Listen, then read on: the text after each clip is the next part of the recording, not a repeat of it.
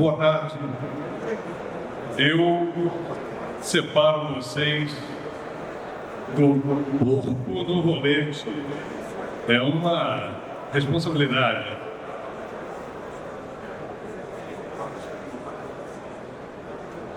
O tema que me traz nessa terceira participação nesse maravilhoso evento, o SBA, estive em outras oportunidades e outros desafios. O tema de hoje é aparentemente menos técnico.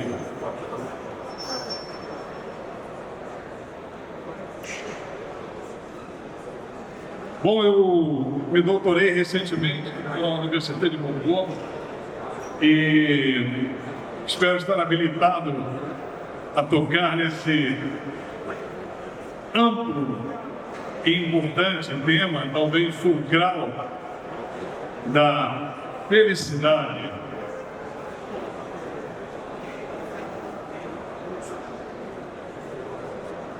Mas, antes disso,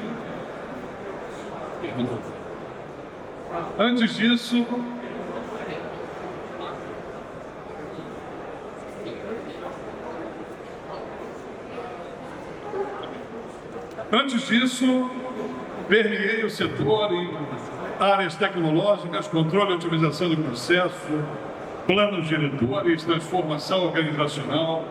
Alguns de vocês foram meus clientes.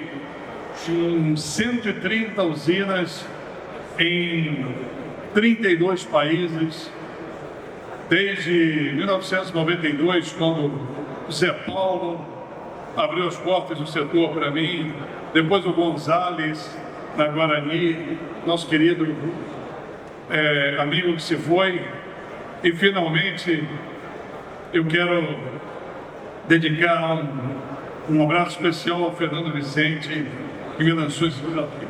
Bom, sem delongas, eu me comprometi com o Fernando a enfrentar esse tema, mas de maneira científica. Não que a felicidade não mereça qualquer tipo de abordagem poética, mas não é o meu intento aqui. Eu quero impactá-los, realmente impactá-los, com uma visão inteiramente nova dos assuntos. A minha busca pela felicidade começou mal, porque eu não consegui encontrar nenhuma organização no mundo com felicidade no título. A USCD em Paris, o seleto clube dos países das Nações Unidas, recomenda o conceito de well-being, de bem-estar, a procura do bem-estar, ao invés de happiness, ao invés de felicidade. Mas no Oxford Dictionary são sinônimos. Um candidato a single measure, uma medida consistente, seria o subjective well-being, ou a percepção de bem-estar. Porque efetivamente medimos esse tipo de construto através da autodeclaração, através da percepção individual, do solipsismo, a percepção de cada um. Pois sobram definições poéticas e, insisto, pretendo não ser piegas e não posso desrespeitar essa seleta plateia. Então vamos também não posso me valer de impressões pessoais. Estou aqui para abordar o tema de forma científica. Bom, como outline,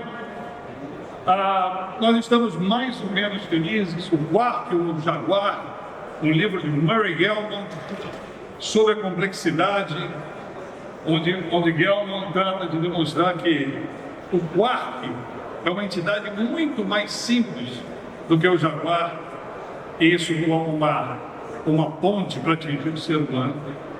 Perdão.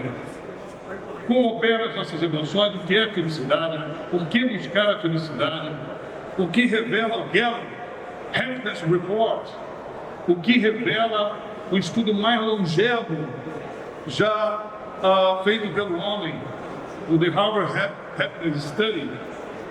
E a ciência pode mostrar, também pode mostrar o caminho para a felicidade. Pois comecemos investigando a nossa capacidade de perceber a felicidade, de perceber qualquer coisa. Em 1992, 93, eu voltava da Colômbia, trabalhava com uma série de usinas na Colômbia, e aterrissei em São Paulo, a tempo de assistir ao show do U2 em São Paulo, e na abertura centenas de telões exibiam essa mensagem enigmática, e eu, de fato, desafio vocês a negá-la. Nós estamos mais felizes? Por exemplo, vocês sabem se as métricas da felicidade indicam uma resposta positiva ou negativa? Vocês sabiam que em apenas 250 anos de ciência, todos os dados são da Our World in Data, de Oxford e do Instituto Martin, que eu frequento diuturnamente, nós triplicamos a expectativa de vida, enquanto a mortalidade ao nascer caiu mais de 40 vezes. A violência caiu mais de 100 vezes e continua caindo.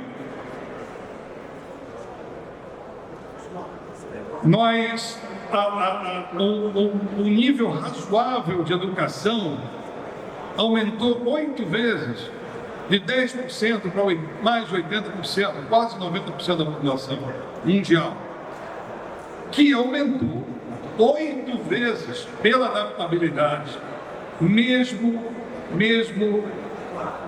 amortecida por medidas de controle da natalidade.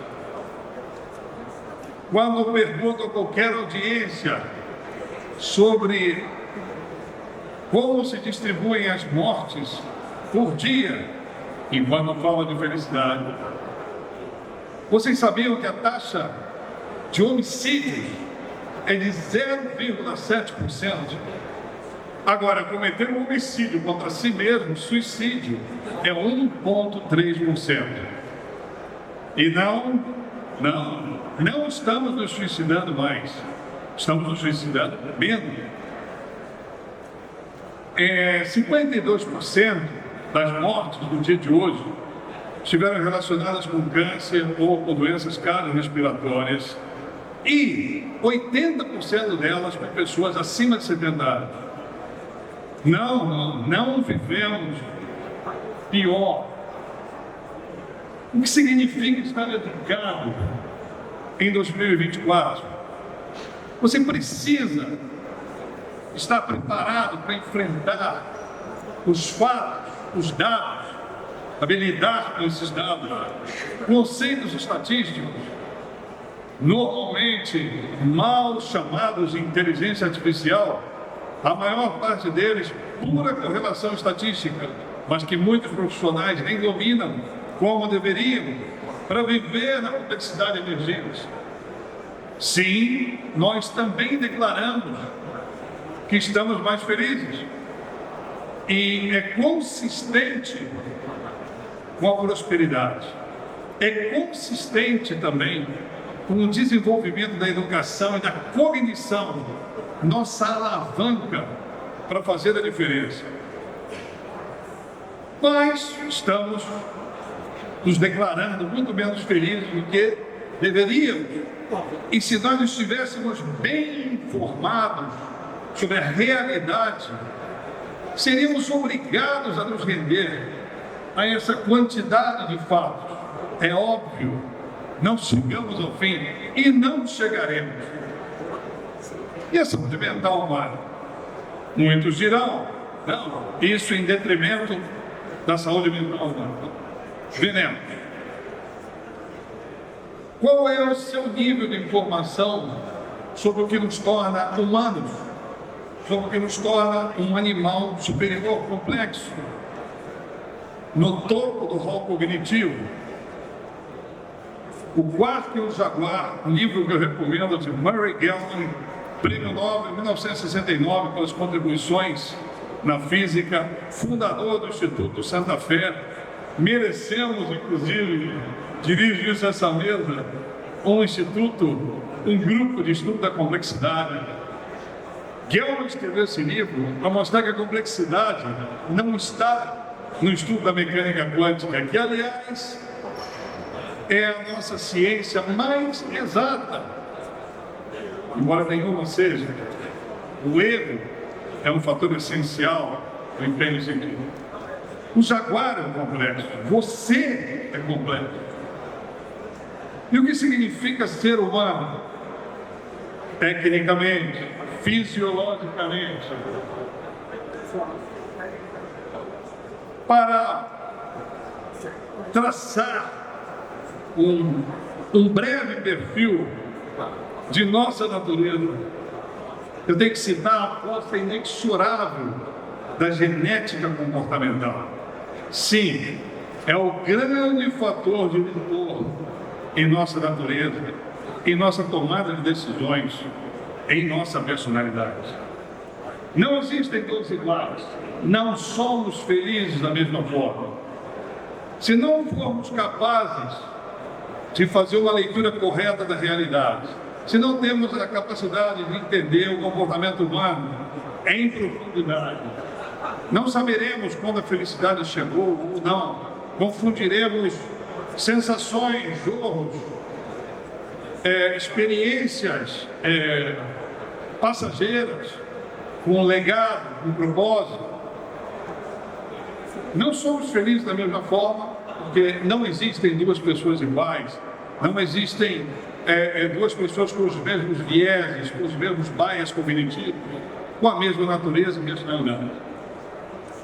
Nós somos livres, mas aí eu perco a maioria dos meus amigos. O cérebro opera automaticamente. É o que vocês verão nos próximos anos, e o que veem hoje, partindo com força de Stanford, com Sapolsky, dizendo com todas as letras, não existe a menor chance de livre-arbítrio agostiniano. O seu cérebro, o meu, opera automaticamente, involuntariamente. Nós somos previsíveis, mas não somos propriamente racionais. O racionalismo seria uma espécie de auditoria de nosso comportamento, amplamente comprometido pelos bias cognitivos, que emergem com mais força conforme a complexidade aumenta, e é o caso. Nós somos o nosso cérebro, de certa forma, né? Eu digo que o transplante de cérebro é o único onde só o doador é beneficiado. E estamos sempre comparando o nosso interior, as nossas impressões, com o exterior dos demais. Esse quadro, essa definição, um tanto quanto negativa do ser humano, autônoma, ela é fundamentalmente realista. É uma síntese em que a neurociência sabe hoje, com 68 prêmios Nobel ao presente, desde Carral, em 1906. Esse estudo é fundamental, 45 milhões de pessoas investigadas, 56 mil pares de gêmeos, entre 50% e 80% de nossas ações decorrem da genética. Entre 0 e 10 do meio compartilhado, ou seja, da família. Agradeça aos seus pais, mas antes, pelos genes, a genética não tarda e não falha. Entre 20% e 40%, meio não compartilhado, quando o estudo é sobre gêmeos, meio não compartilhado por gêmeos. Robert Plumbing, do King's College, diz: é insólito que a essa altura a força inexorável da genética sobre a nossa personalidade, sobre a educação, nós não tenhamos levado isso a sério em nossos sistemas educacionais. O rol cognitivo, nós ocupamos um pouco dessa posição, é a coevolução da inteligência, da sociabilidade, um ponto-chave na definição do que é ser humano, e da linguagem. A linguagem é um instinto que permite uma arte marcial. A linguagem, nos primórdios, era um fator de coesão entre parceiros, mas ela tinha que ser complexa o suficiente para o inimigo não entender o seu significado. Depois a linguagem passou a ser uma componente fundamental no congraçamento, transcendendo nos círculos dos clãs e dos círculos consanguíneos para permitir a integração de vilas, cidades, países e hoje União Europeia. A cognição é o nosso conjunto de funcionalidades, desde os elementos sensores, a caracterização de sinais, os dicionários semânticos da nossa vida, as nossas árvores de significados, de conceito, todo o complexo do nosso processamento de informação. E eu tenho um objetivo em insistir na cognição enquanto falo de felicidade, porque é exatamente a partir de um melhor processamento da realidade que nós teremos mais chance de ser melhores em qualquer coisa. Os processos cognitivos utilizam, portanto, o conhecimento existente para descobrir novos conhecimentos. É aí que reside o nosso desenvolvimento, já que a personalidade é bastante estável ao longo de toda a vida e não é mutável. A nossa personalidade vem em gabarito, nas amígdalas, gabaritos emocionais, na região ventral medial do lobo pré-frontal, gabaritos de freios sociais. Parafraseando Gazani, que somos livres, mas o cérebro opera de forma automática. Não há qualquer chance de livre-arbítrio. E, bom, já mencionei São Paulo. A advertência de Kahneman, um expoente em nos chamar a atenção para os bias cognitivos humanos, a tomada de decisões, é fundamental. Podemos estar cegos para o óbvio e cegos também para a nossa própria cegueira. Mais de 200 bias cognitivos no caminho de nossas decisões. O cidadão moderno precisa estar preparado para esses bias, precisa dominar a estatística, precisa dominar o pensamento bayesiano. Quantos de vocês sabem qual foi o legado de Thomas Bayes? Isso é fundamental para o trabalho nas usinas. Isso é fundamental. Tomamos decisões equivocadas porque somos péssimos em estatística. Só 17% da população mundial está no status de lucidez, analisado em mais de 50 países. Um estudo seminal, importantíssimo, de Felicia Huppert de Cambridge. Mas podemos mudar essa condição e estamos mudando, estimulando a cognição. O que é importante ressaltar a fragilidade humana, autômatos biológicos desorientados, porque estamos medindo um acentuado aumento no fator G, o Flynn Effect. No início do século passado, os nossos antepassados pontuavam em média 70 em testes de fator de cognição geral, trazidos a valor presente. Hoje, esse limite é o limite do retardado mental. Nossas crianças na pré-escola são muito mais desafiadas do que estudantes de Harvard no início do século passado. Processar bem a informação, aderir à realidade, não nos torna pessoas melhores necessariamente, não. Mas é óbvio que a chance de realizar coisas melhores aumenta, já que a personalidade, insisto, é estável. Aumenta a inteligência e aumenta principalmente nos países em desenvolvimento, porque alguns países, a Europa, já atingiu um determinado platô, que é o platô filogenético humano. E quando nós estimulamos a cognição até os nossos limites humanos, o que a gente encontra? A necessidade de composição, de associação de mais cérebros trabalhando juntos. Esse é um dos grandes sucessos da ciência, a estruturação de metodologia de uma metalinguagem, onde muitas cabeças em lugares diferentes e concorrentes poderiam se unir para ser muito mais do que um cérebro, para ser uma constelação de cérebros humanos. E o resultado foi os números que eu mostrei no início. Aqui, apenas passando pelo fator G, o G-Factor estabelecido por Spearman, já bastante desenvolvido ao presente e ignorado por todas as áreas, por todos os cursos de psicologia no Brasil. Tem uma formação completa em psicologia, em neuropsicologia, em neurociência cognitiva, amplamente ignorado no Brasil. Não temos profissionais no Brasil. Sua área de RH está preparada? Eu asseguro que não. Eu asseguro.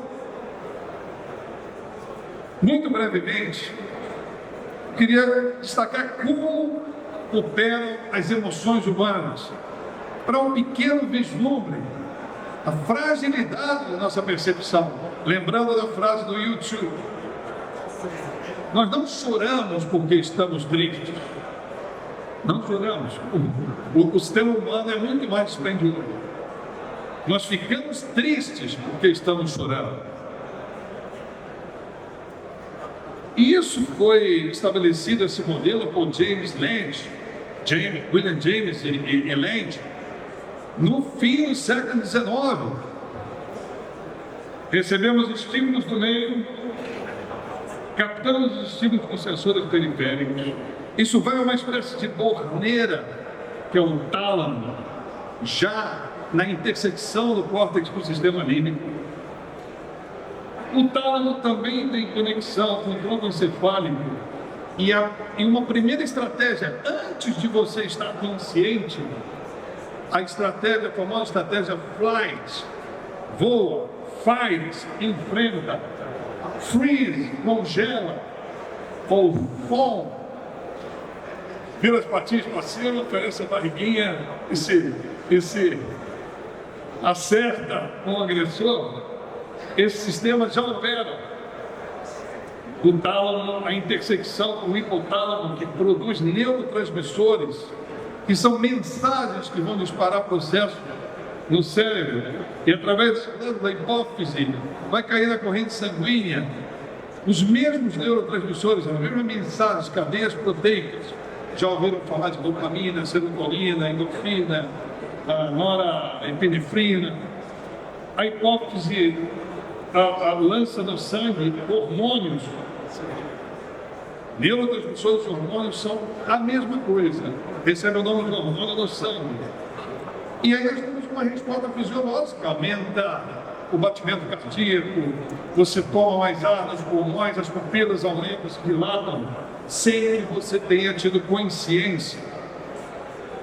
Então entra no sistema Interoception System, que busca a homeostase do corpo e lê os sinais do seu corpo, lê variáveis chaves do seu corpo, informa o córtex, que aí sim toma consciência. Opa, tem alguma coisa acontecendo aqui. a sua memória em dicionário semântico de longo prazo, ela tem ali um recall, tudo involuntariamente. E nesse momento se constitui uma experiência narrativa. Essa experiência narrativa produz então um sentimento declarado. Estou triste. Só agora que isso aconteceu. O hipocampo, dependendo da magnitude, da importância dessa experiência, seja ela positiva ou negativa, a intensidade dessa experiência vai gravar com mais ou menos força essa impressão na memória de longo prazo. Lembre-se, não existe chance de livre-arbítrio, nenhuma chance. Eu sei que é absurdo isso, foi absurdo para mim há 26 anos atrás. Você é livre, mas seu cérebro é automático. As amígdalas guardam os nossos matizes emocionais em gabaritos estáveis. No meio da vida, quando a gente está lutando, enfrentando o mundo, nós nos adaptamos mais. Mas no final da vida, a nossa personalidade, ela vai assumindo uma força cada vez mais imperiosa. E também temos um gabarito na região pré-frontal que guarda os nossos freios sociais. Todo pensamento, todo processamento mental tem componentes ofensivos e defensivos, emocionais e freios. Não existe essa, cara, você é muito racional, você é muito emocional. Não tem essa. O complexo, mesmo quando você é muito racional, o teu emocional está dominado pelo medo. Por isso você não ousa tanto, mas todo o processo mental é ofensivo no final.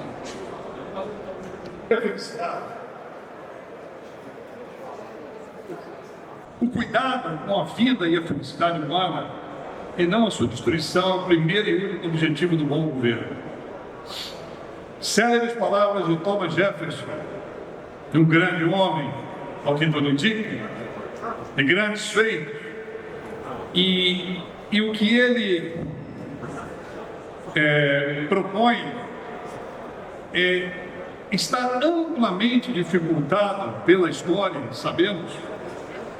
E nisso a nossa cognição tem operado bem, pela corrupção, uma das maiores mazelas humanas, seguida pelo cinismo inegável, a corrupção.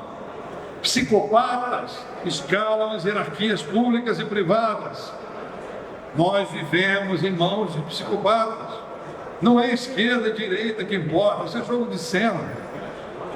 A categoria que falta ser dominada com todo rigor é essa, a verdade é essa. Steven Pinker, um dos grandes nomes da atualidade de Harvard, Pinker bem define a felicidade de maneira neurocientífica. Eu não queria tomar tanto, isso vai ser disponibilizado a vocês com muito carinho, mas a felicidade é também um processo biológico que opera um antigo sistema em feedback. Esse sistema está rastreando os sinais de aptidão humana, de adaptabilidade, e de quando nós nos tornamos confortáveis ao operar, quando que a gente conseguiu liberdade, ordem na nossa vida, e ele vai nos realimentando sobre os momentos onde estivemos mais seguros, abastecidos, conectados. A função da felicidade é nos incitar a buscar as chaves para a aptidão. Kahneman, que ganhou o Nobel em 2002 e fundamentalmente se dedicou à felicidade, depois adaptou isso ao bem-estar como algo mais estável, visto em perspectiva. Ele disse que a felicidade é determinada por fatores como a sua saúde, a homeostase. Não é possível, a depressão não é causada por tristeza, porque você está triste, você está tendo problema. Não, A depressão é causada por uma base fisiológica e, diante dessa leitura, o sistema interoceptivo lê que você não tem condições de fazer mais e te derruba a tua motivação.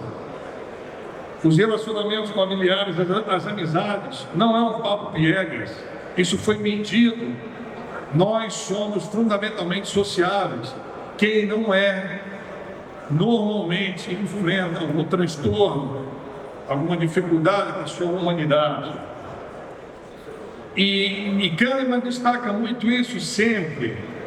Se você tem algum domínio sobre o seu tempo, você deveria se sentir, em grande medida, feliz.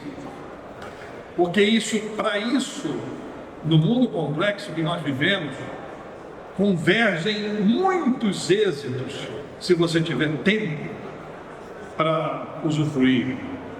Mas quão bom é o suficiente?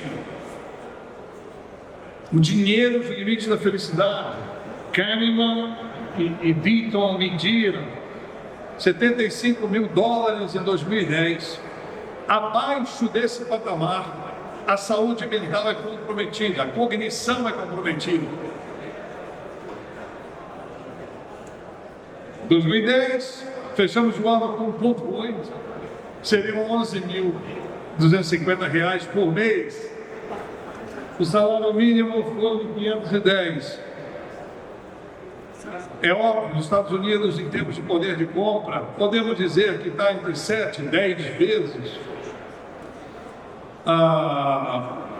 acima do poder de compra. Agora, de qualquer maneira, estamos muito distantes. Mas eu não proponho assistencialismo, não.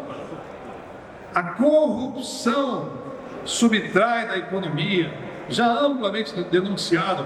Kofi Annan, em um discurso célebre, pouco propagado, demonstrou como a corrupção é uma das maiores mazelas humanas, alimentando a criminalidade no mundo inteiro. É isso, esse é o gap entre o valor que nós entregamos e o resultado que a maioria de nós consegue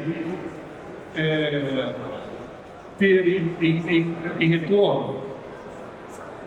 Precisamos avaliar, mas precisamos avaliar o patamar brasileiro da dignidade, mas não buscá-lo assistencialmente, buscá-lo com produtividade, com eficiência, mas diminuindo a corrupção.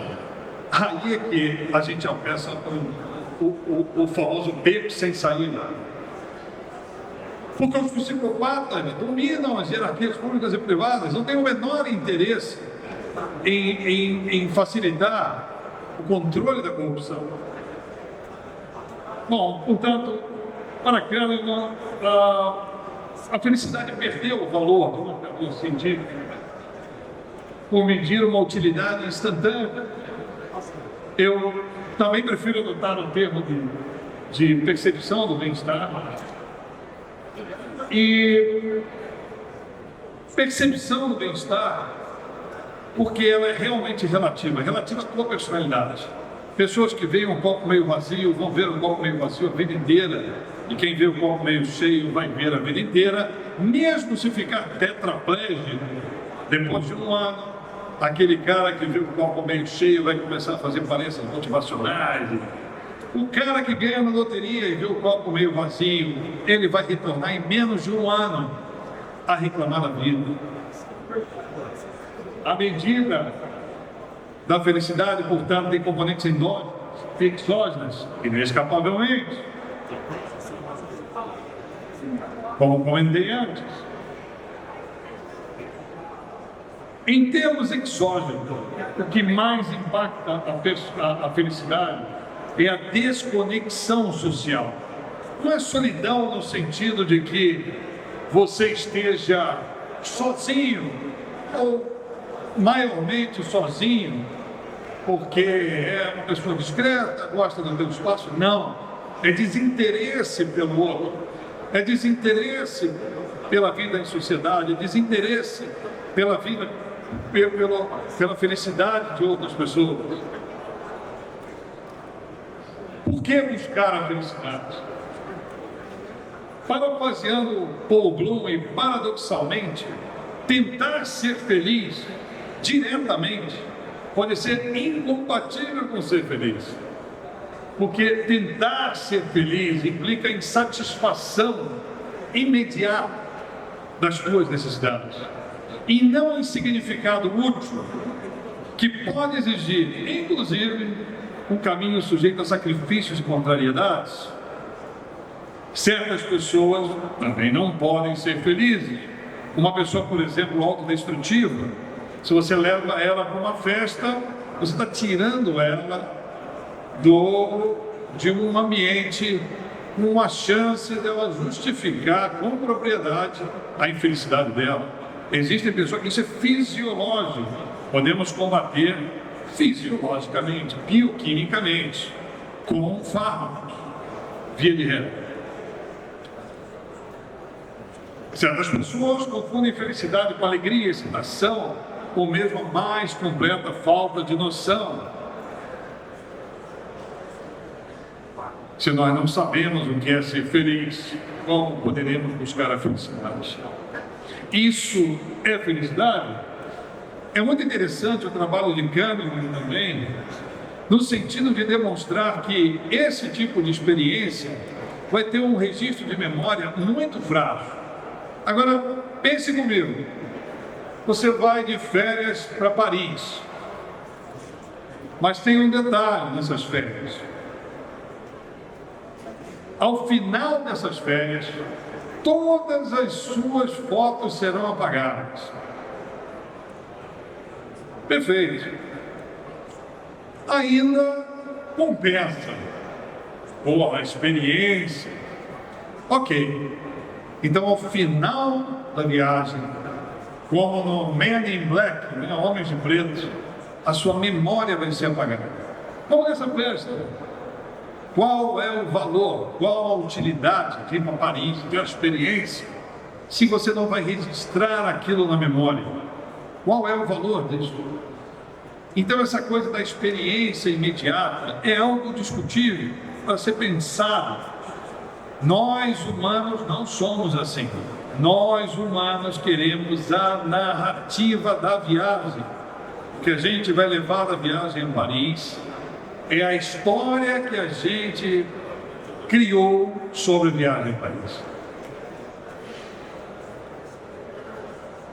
Portanto, quando confrontamos happiness e well-being, a tão almejada felicidade pode parecer um jogo.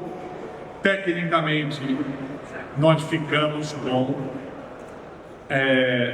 os meus amigos indianos, que me perdoem, mandam fotos para mim dessa festa. O Holi é uma festa indiana, é uma espécie de carnaval brasileiro com menos bebida, né?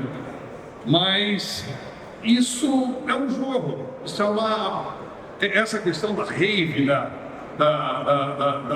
desse momento fugaz, normalmente pelo teor alcoólico, também sujeito a ninguém. O que revela o Gallup Happiness Report? Os construtos da felicidade medidos pelo Gallup são a renda per capita, a expectativa de vida, o apoio de programas sociais, a liberdade, generosidade autodeclarada e a percepção de baixa corrupção do governo. Os highlights desse estudo, de 2024, a Finlândia continua sendo o país mais feliz do mundo pela 7ª vez consecutiva, cercada por países nórdicos, cercada de países ricos. A prosperidade financeira tem impacto direto nessa percepção mais profunda, mais significativa da felicidade. E não, a Noruega, o mundo nórdico não é campeão em suicídio, isso é um mito. A Índia, com números bem mais difíceis de precisar, tem uma situação igual ou pior que o mundo. Israel, apesar dos conflitos, subiu a posição ao top 5, enquanto a Ucrânia caiu vertiginosamente, está lá no 105. Em 143 países, diga-se de passagem, Estados Unidos caiu para 23, a Alemanha caiu para 23, o leste europeu está subindo, prosperidade, acabou o papo do comunismo e tal.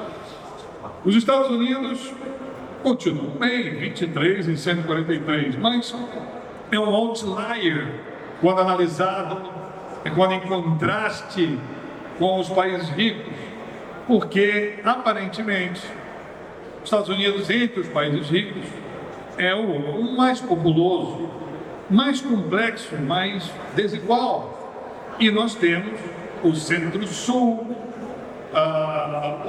nós temos as costas, nós temos diferenças brutais. Então os Estados Unidos precisa ser tratado com a devido cuidado. Existe uma recomendação global insistente em priorizar a percepção de bem-estar, e que está intimamente, fundamentalmente ligada à prosperidade financeira.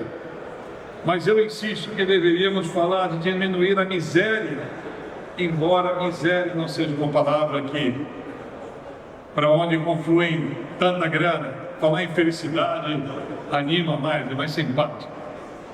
Bom, a priorização da saúde mental, desenvolvimento infantil, na Nova Zelândia surtiu efeito, mostrando que as ações têm efeito. O Afeganistão é o país mais infeliz, seguido por outros países em situação terrível de corrupção,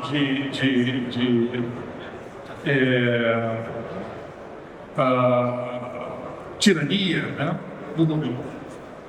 Ali uma breve lista, compartilhando com vocês, mas mais religiosidade implica menor felicidade, e não ao contrário, como revelam os números. Pela correlação, mais religiosidade com baixo nível educacional, pobreza, violência e menos solidariedade.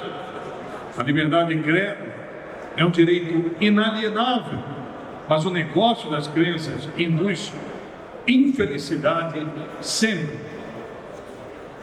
Mesmo a mídia séria é apocalíptica, né? Porque vende mais, impacta o bocão. E, portanto, isso contribui para que vocês não saiam que estamos muito melhores. O que revela o estudo mais longevo da história. Um estudo que dura 86 anos em Harvard, investigando a felicidade. O que nos mantém saudáveis e felizes ao longo da vida? Se você fosse investir hoje em seu futuro, onde colocaria seu tempo e energia? Uma pesquisa recente com jovens, mais de 80% escolheram ficar rico como opção número 1, e 50% também queriam ser populares. Isso em detrimento de, por exemplo, era uma opção, fazer uma grande descoberta que salvasse vidas. Mas se pudéssemos assistir vidas inteiras desenrolando no seu tempo, por décadas, estudando pessoas da adolescência à velhice, para ver o que importa ao final da jornada, porque quando você se fizer essa pergunta, meu amigo, você vai estar no final da jornada. Nós humanos fizemos isso. The Harvard Study of Adult Development rola desde 1939 e dura 85 anos. Mais ou menos 60 dos 724 participantes iniciais estão vivos. Um dos participantes iniciais se tornou presidente da República nos Estados Unidos. Esta é a 6ª geração de pesquisadores. O sucesso profissional Escutem bem, meus queridos amigos. A prosperidade financeira não garantem a percepção de felicidade lá no final da jornada, quando não tiver volta atrás. É a qualidade dos relacionamentos que mais importa, e também o trabalho nos negócios. Pare e pense bem. A gente estava conversando sobre isso agora no almoço ali, quando você olha para trás, mesmo nas ações de trabalho, nas viagens para o Irã, as relações são a nossa melhor recordação. Pensem bem, não quero ser piegas, não. Eu quero que vocês reflitam. É essa a realidade. Não é o número de relações também que importa, muito menos a tal popularidade, influência. Que é isso, cara? Influência é a qualidade da força dos laços. Estudado, medido na corrente sanguínea, medindo a dosagem de oxitocina, vasopressina. É um estudo bastante sério. A desconexão social é a maior de todas as mazelas. Mata tanto quanto o álcool, mata tanto quanto o cigarro. A felicidade parece depender de ser partilhada. E não existe essa de experiência pessoal. A gente quer partilhar a nossa felicidade. Sozinho, isolado. Isso não tem o menor sentido. Mas estou encaminhando para o final. A sua área de RH está preparada para tudo isso? A ciência também pode mostrar o caminho para a felicidade. A gestão de RH acusa o New York Times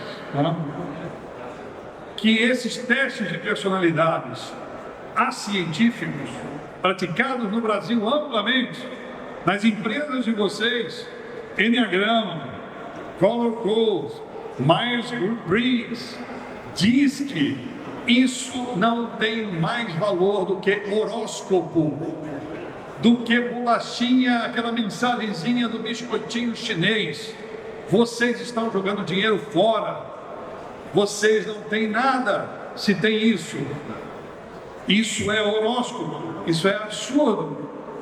Mas existem interesses comerciais e o tipo de psicologia ensinada no Brasil não é científica em nenhuma universidade. Infelizmente, isso inclui as universidades públicas. São exercícios baratos de enganação através de Barnum Effect ou do efeito Forer, que é você escrever coisas que se encaixam na experiência de qualquer pessoa. Isso é uma manipulação. Reflitam, a inteligência, não adianta utilizar a inteligência artificial ao final do processo. A inteligência deve permear toda a organização, começando pelos estatutos e propósitos. Não adianta, no final, tem que revisar os organogramas, as coisas mudaram, não pode mais continuar havendo a mesma territorialidade entre indústria, não pode entrar na sala de controle da agrícola, e não pode falar com a TI. Não, isso não existe. A empresa, hoje, uma empresa baseada em evidências, baseada em dados, precisa compartilhar a informação, trabalhar unida, trabalhar conectada. Temos que mexer em organogramas, criar áreas atentas à transformação contínua, à consciência, à complexidade, revisar os nossos processos, métricas. Não é só levar tecnologia. Temos que revisar a grade de formação dos nossos funcionários, temos que revisar o processo de seleção. Não é só. Você vai entrar com algoritmos e quem vai perguntar aos algoritmos? Isso está acontecendo. Os profissionais que vêm para o mercado não estão preparados para perguntar Eles estão acreditando, e gestores acreditando, que existe algum tipo de mágica em simplesmente dar mais enlevo à estatística, que agora ganhou um nome mais bonito. É estatística adaptativa, redes neurais, que eu estudei nos 90, que alguns já praticam desde os 90. Temos que planejar com inteligência, operar, e o RH é o primeiro lugar que precisa receber inteligência. A Self-Determination Theory, ela é muito vívida aos nossos dias e amplamente desconhecida pela psicologia no Brasil, ela é um outro instrumento científico importante para medir a motivação. Ela também prediz o bem-estar. Mira, ela mede a nossa necessidade de autonomia, pertencimento ao grupo e competência. Isso prediz um altíssimo nível de sucesso, o engajamento e a performance de nossos profissionais. Esses instrumentos científicos são altamente preditores. Eu, na minha tese doutoral, medi a personalidade em mais de 1.000 pessoas em uma usina no Brasil, e que predisse com 80% de acuracidade que a motivação intrínseca ligada a personalidades com alto nível de conscienciosidade era altamente preditora do sucesso. A neurociência acumula 68 prêmios Nobel e nossos profissionais não sabem disso. Uma pessoa que mede fator G abaixo de 80 tem 3 vezes mais chance de morrer em combate, acidentar-se na indústria, cometer erros dramáticos no ambiente laboral. Nos Estados Unidos, o exército americano não contrata pessoas com fator G abaixo de 80 e limita 20% do contingente pessoas entre 80 e 92. É importante medir a cognição, mas não para segregar. É importante medir a cognição porque ela pode ser desenvolvida. Você pode estimular a cognição. Mesmo a criatividade, até ali um nível de 130, a criatividade é altamente correlacionada com o fator G. A partir de 130, as personalidades ficam bem estranhas, tudo pode acontecer. Portanto, cognição aumentada induz inteligência aumentada, sempre atento aos nossos limites. Apenas 3 processos cognitivos, categorização, abstração e hipotetização, predizem 80% do sucesso em qualquer área profissional. E educação científica é isso. Portanto, aliás, conhecimento científico para mim é um pleonasmo. Ciência, do latim, é conhecimento. A evolução nos lapidou para sobreviver, mas não para buscar a verdade, a justiça, frente à complexidade galopante. Precisamos de educação, de muita educação. Esse é o próximo livro que eu vou lançar. Inventamos um método científico cumulativo, dedutivo, combinado non provante, para testar a nossa própria lucidez. Maravilhosamente imperfeitos. Você, eu, somos estranhos, raros, vivemos em um loop automático, maravilhosos, imperfeitos, e não tem problema nenhum. Portanto, meu conceito de humanidade aumentada é que a dita inteligência artificial que está por aí, e ela entra no debate, ela pode, melhor ser descrita como um conjunto de recursos estatísticos, mas é capaz de induzir cognição aumentada, que induz humanos com a inteligência aumentada, o que pode induzir cidadania aumentada e humanidade aumentada. Esse é o framework que eu tenho para uma empresa moderna, o conceito de uma empresa moderna, propositiva, centrada no homem, dirigida pelo conhecimento. Esses são os meus pilares. Estudei isso, trabalhei, discuti com os que estão aí, com a IBM, com a McKinsey, com a MIT, com a Harvard Business School e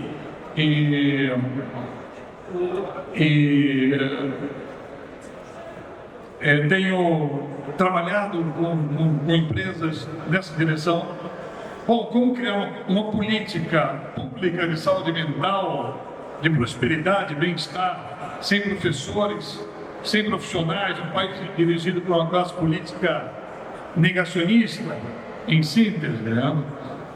Precisamos apenas que os governantes cumpram o seu papel diminuindo o estresse, medidas sobre segurança pública, além de educação e saúde de qualidade, um beco sem saída. Isso dominaria empregos. Esse é um conceito moderno, Replenant Index, né? A busca de bem-estar, saúde fisiológica, né? Cardiorrespiratória, justiça e o ecological footprint, né? Uma preocupação com o meio ambiente. Pessoas e organizações buscam resultados, mas a meta deveria ser a consciência. É o conhecimento que importa. O resultado, a gente vai chegar lá, mas com conhecimento, essa busca de resultados se torna um processo contínuo. E pluribus unum, da bandeira americana, de muitos, só espírito. Isso converge para a própria essência da felicidade humana. É a percepção de que nós fizemos alguma coisa juntos. Unidos somos mais fortes, mais inteligentes, aptos, mais felizes. A força de nossa organização, devemos considerar isso, está na consideração por cada um de seus membros.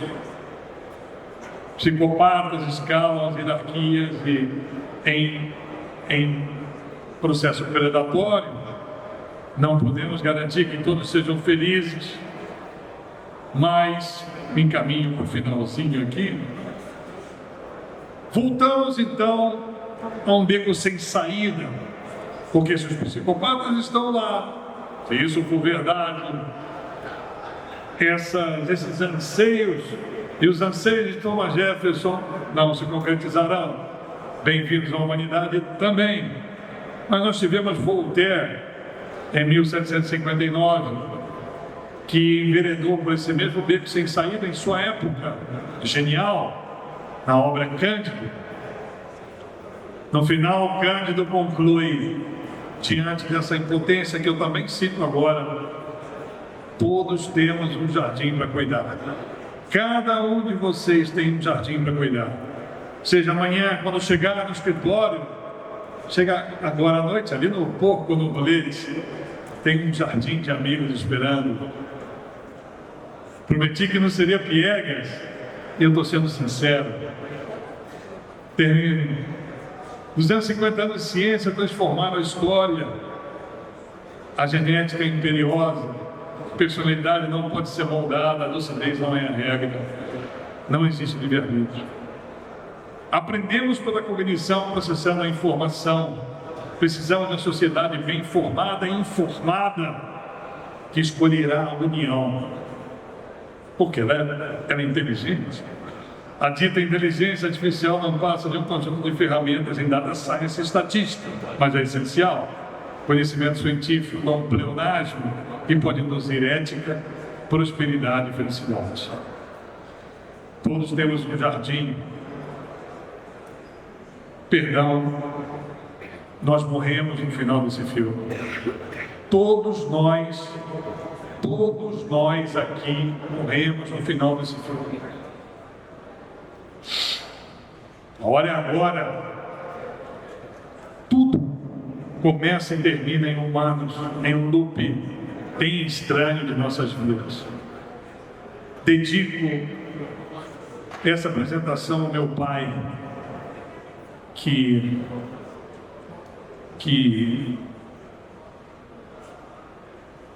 teve uma vida maravilhosa,